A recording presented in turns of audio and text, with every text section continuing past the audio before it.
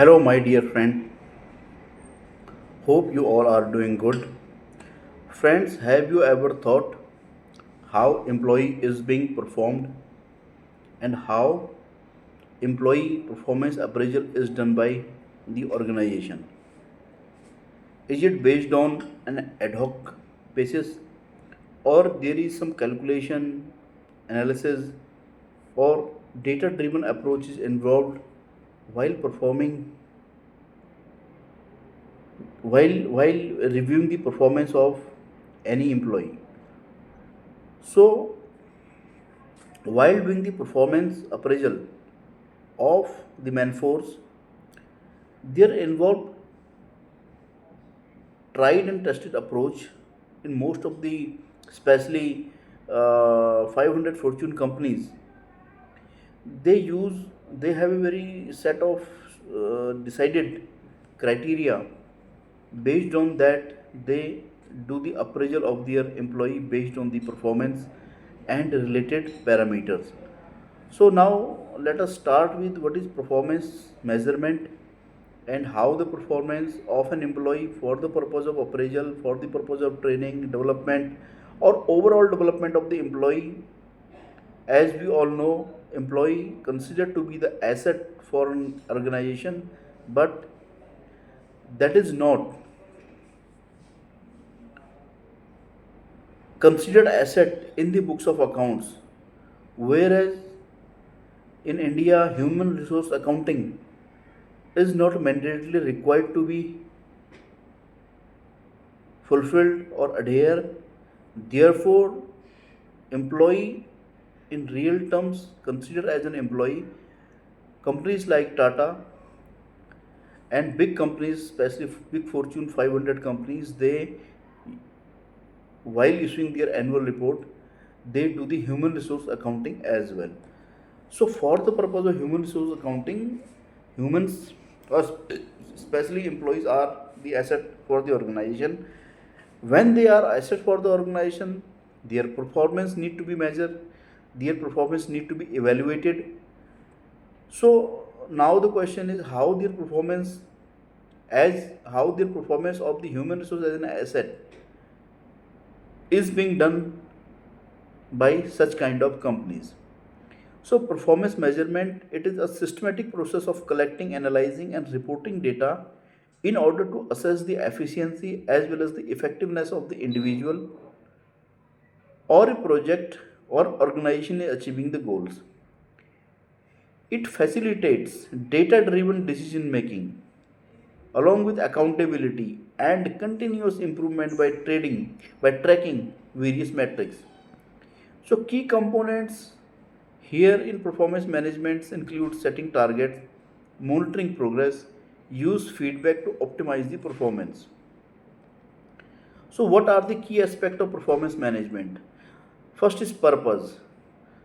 It ensures accountability, support decision making and motivates improvement. Second is process. Process involves setting objectives, selecting indicators, collecting data and analyzing results and reporting.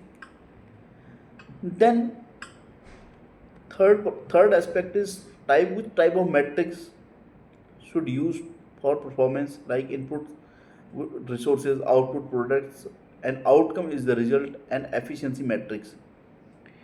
Then let's talk about framework.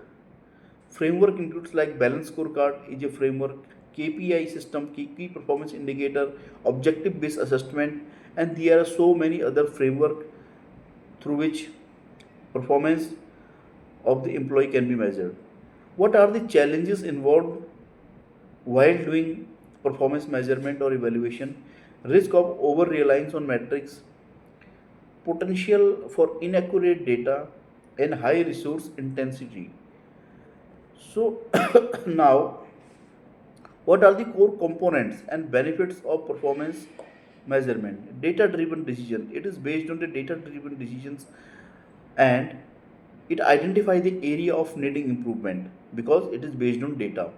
Second, accountability. It helps the organization to demonstrate the success to stakeholders such as customers, investors, and it makes accountable to the employee. Improvement, it highlight where the processes are working, where the processes are not working, what are the scope of improvement, and what remedial action is required. And then next benefit is motivation.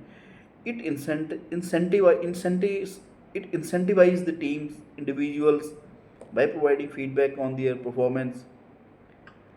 And now talks about how method of measuring the performance, or we can say framework of measuring the performance. So first is management by objective. Here, objective specific goals for the employee are to be set to achieve. Then second approach is 360-degree feedback, gathering feedback from the supervisor, peers, subordinate. This is to happen in most of the companies, where feedback about the employee is gathered from the various resources, and then his performance measurement is being done. Then there is a concept called balance scorecard. It is a framework to track both financial and non-financial performance. Then key performance indicator. Here, quantifiable measures used to evaluate success in reaching target. For example, sales numbers. For example, production numbers. For example, cost reduction percentage. So when the target is measured in the form of a number or a percentage, they are called key performance indicators. Whereas in balanced scorecards, as discussed earlier, where both qualitative as well as non-qualitative, or financial as well as non-financial data is analyzed, based on that ranking of an employee is to be done, and accordingly he is being performed. So hope, my dear friends, this was just all about how company rate their employee, how company do the performance of the employee during their appraisal process, or during the improvement of the employee. Accordingly they provide them training, they do the overall development, accordingly they do the succession planning. So this is the core about the performance measurement system an organization use, and accordingly the employee performance can be measured, and he is accordingly do his or her function accordingly. So with this I close my video, I close my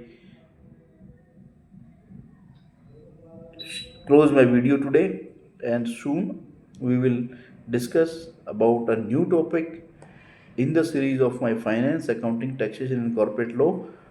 Thank you very much.